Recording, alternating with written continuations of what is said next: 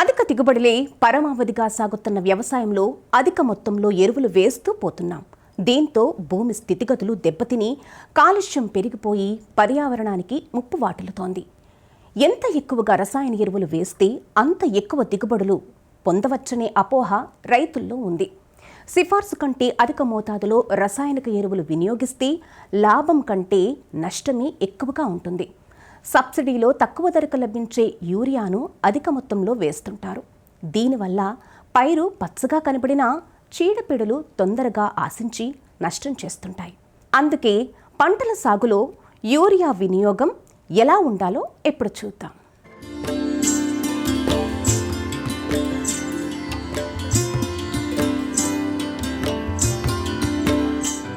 ఖరీఫ్ పంటలను విత్తేందుకు రైతులు సిద్ధమయ్యారు.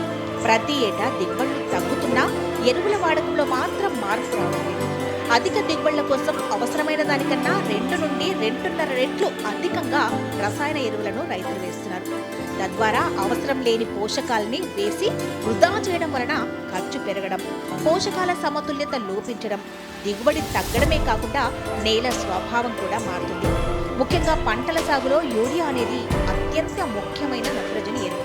ఇది మొక్కలు ఏపుగా పెరగడానికి, ఆకులు పచ్చగా మారడానికి, అధిక దిగుబడిని సాధించడానికి సహాయపడుతుంది. ఇదే అదునుగా రైతులు అధిక మొత్తంలో పంటలకు చల్లడంతో మొక్కలు మెత్తబడి చీడపీడలు తొందరగా ఆశించడానికి మార్గం సుగమమవుతుంది. దీంతో చీడపీడల నివారణకు అదనపు ఖర్చు చేయాల్సి వస్తుంది. అందుకే సిఫార్సు మేరకే యూరియాను వేస్తున్నారు.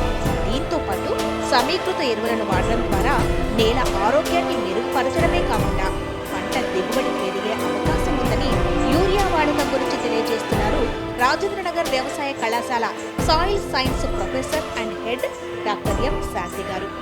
అందరము అనుకుంటున్నాం యూరియా వినియోగం తక్కువ చేసుకోవాలి, కానీ దాని వెనక ఏంటి, అసలు కారణాలు ఏంటి అన్నది తెలుసుకోవడం ఇంపార్టెంట్. అంటే రైతు సోదరులకి మనకి యూరియా వాడకంలో ఉన్న లోతట్టు విషయాలు తెలుసుకున్నట్టయితే మనం ఎందుకు యూరియా తక్కువ వాడాలో అన్నది కూడా అర్థమవుతుంది. ఇప్పుడు ఉదాహరణ తీసుకోండి, మనము కొంచెం యూరియా కానీ తీసుకొని నీళ్ళల్లో కలిపితే ఎంతసేపట్లో కరిగిపోతుంది? 1-2 నిమిషాల్లో మొత్తం కరిగిపోతుంది. అంటే అర్థం ఏంటి? యూరియా చాలా తొందరగా నీళ్ళల్లో కరిగిపోయే తత్వం ఉన్న రసాయనిక ఎరువు. ఇప్పుడు మనము యూరియా వరి పంటకు వేయంగానే 2-3 నిమిషాల్లో వేసిందంతా కరిగిపోతుంది.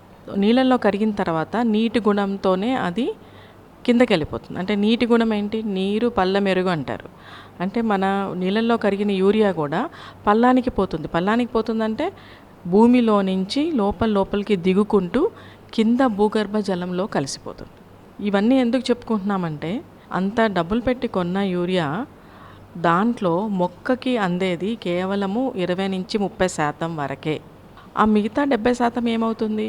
మిగతా 70% నీళ్ళల్లో కరిగి భూమిలో నుంచి లోపల భూగర్భ జలంలోకి వెళ్ళిపోతుంది. దాంట్లోనే కొంచెం భాగము ఆవిరైపోయి, అంటే యూరియా కూడా అమోనియా అన్న వాయువులోకి మారిపోయి గాలిలో కూడా కలుస్తుంది. అంటే మనం 100 కిలోలు వేస్తే 30 కిలోలు కన్నా తక్కువ పంటకి ఉపయోగపడుతుంది. మిగతా 70 కిలోలు వ్యర్థం అవుతుంది. ఇది ముఖ్యంగా ఫస్ట్ తెలుసుకోవాల్సిన విషయం. ఈ వ్యర్థం అవుతుంది అనుకున్నది కూడా మనకి చెడు చేస్తుంది, మనిషికి చెడు చేస్తుంది. అది ఎలా అంటే, ఇప్పుడు భూగర్భ జలంలో కలిసిపోయిన యూరియా మనం ఏం చేస్తాము? బోర్లతో అదే నీరు మళ్ళీ బయటికి లాగుతాం, బోర్ బావులతో, బోర్వెల్స్తో. ఆ నీళ్లు మనము వంటకి వాడతాము, తాగుతాము. అంటే ఆ నీళ్ళల్లో యూరియా కరిగిపోయి ఉన్నది. ఇప్పుడు ప్రపంచ ఆహార సంస్థ ప్రకారము మనకి 45 ppm కన్నా ఎక్కువ కానీ నత్రజని ఉంటే నీళ్ళల్లో అది తాగడానికి పనికిరాదు.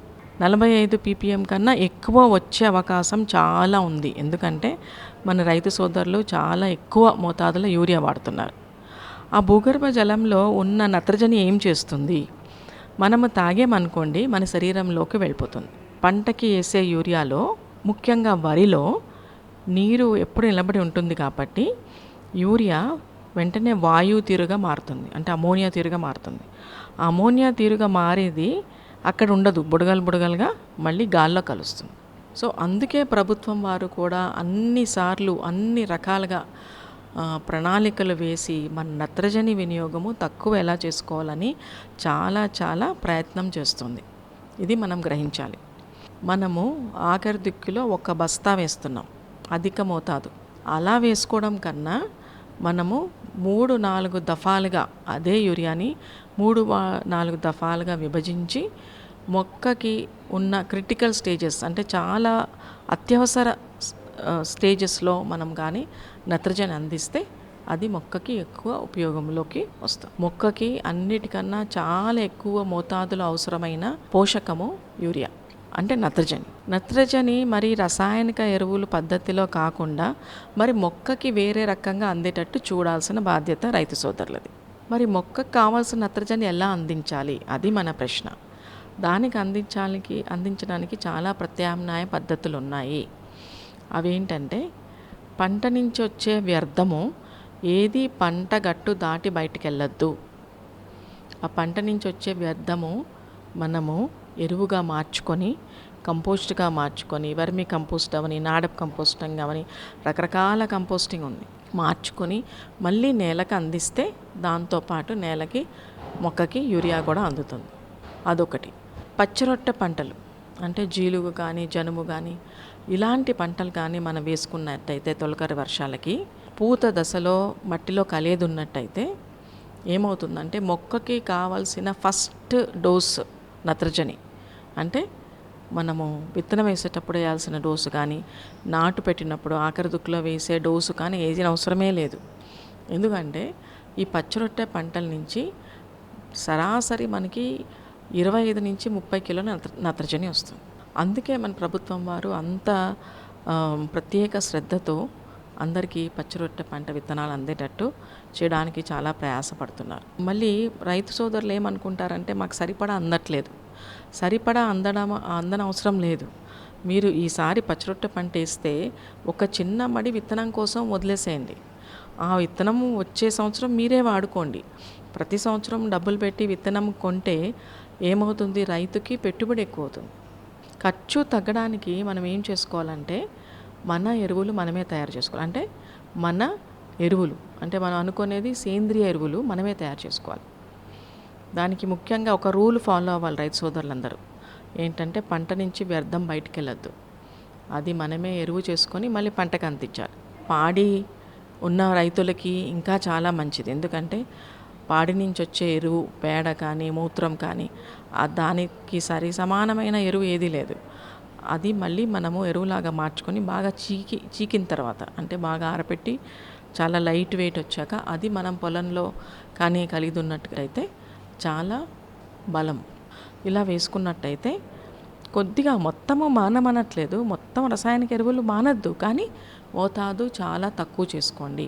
ఆ వేసే మోతాదు కూడా పంట ముఖ్యమైన దశలో అందేటట్టు చూసుకున్నట్టయితే మనకి దిగుబడి పెరుగుతుంది, ఖర్చు తగ్గుతుంది. ఇలాగని చేసుకున్నట్టయితే రైతు సోదరులు వాతావరణ కాలుష్యానికి రైతు పరంగా మనము ఎటువంటి కారణభూతులము అవ్వకుండా చూసుకోవచ్చు.